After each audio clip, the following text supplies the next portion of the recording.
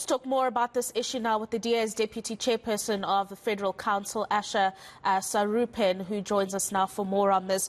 No doubt a very, very difficult time for the party, Asha, and I just want to get a sense of how difficult was it to make the decision to fire Mr. Fritz after the investigation was finalized? Well, it was the decision of the Premier. It's not the decision of the party, of course. There is strict separation of party and state in the Democratic Alliance. And so the Premier has a constitutional prerogative to determine who he considers fit and proper for his cabinet.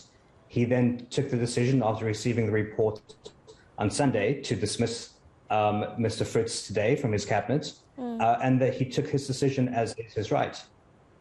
No, absolutely. And now that we've heard from Mr. Fritz coming out saying he's going to be taking the findings of this particular investigation into review, he's saying that one of the reasons is because he should have been given an opportunity to actually question some of the witnesses. I mean, does he have a leg to stand on here?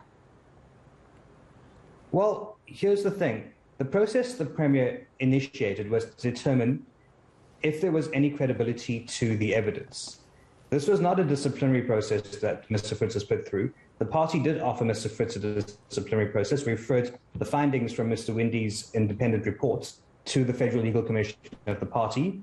And considering the veracity of the allegations, we initiated a process to consider suspending him and gave him 24 hours to give us reasons as to why we should not suspend him.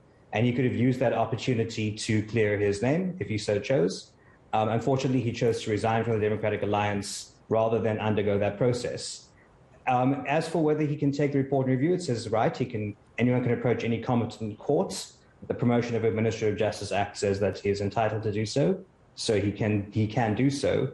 But the reality is that it is the Premier's prerogative to appoint and dismiss cabinet members. The Premier used this report, make a decision as to whether or not Mr. Fritz was fit and proper to be in his.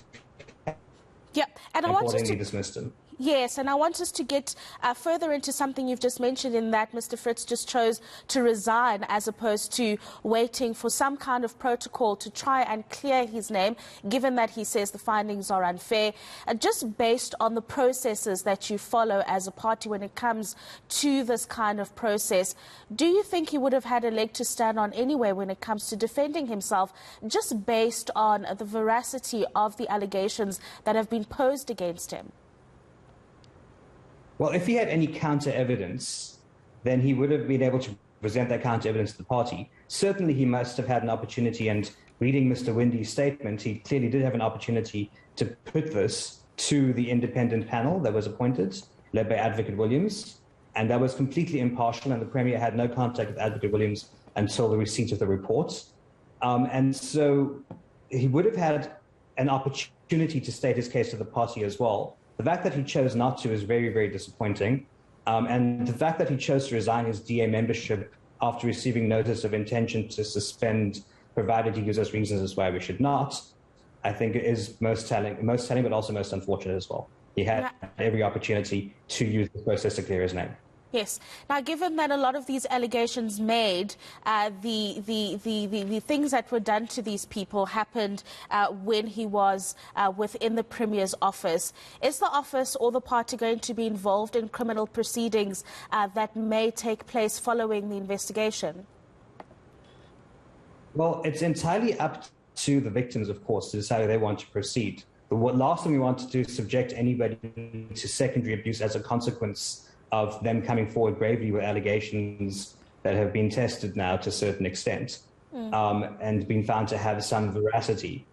So it really is up to the victims. You've got to always have a victim-centered process. In the party itself, internally, we've got a policy around how to handle sexual harassment cases that's very victim-centered and victim-orientated. And we've seen how corporations and other institutions and the state really struggle with these sorts of matters. We completed this process in 5 weeks flat. So I think that it really is now up to the victims to determine what the next steps are. And this sits within the ambit of the Premier's office. The complaint was never lodged with the party.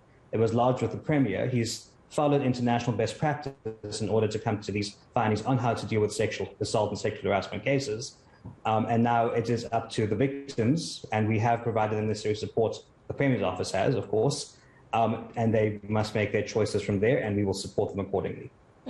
Looking forward now, and just as a final thought from you, Asher, do you think within the party and within the Premier's office that there are enough or sufficient systems in place to protect victims from ever having to go through this in the first place? I mean, you've just mentioned that because it did happen, there's a succinct system in place that made the process go through very quickly and come to the best possible solution, unfortunately, under the circumstances. But in terms of preventative measures, are you confident that both within the party and within the Premier's office there are mechanisms to protect those working within those walls? Well, within the party itself, I'll give you an example. We've had very few sexual harassment cases. In my role, I'm also National Protection Officer of the party, and I've only had 2 matters to deal with in my time.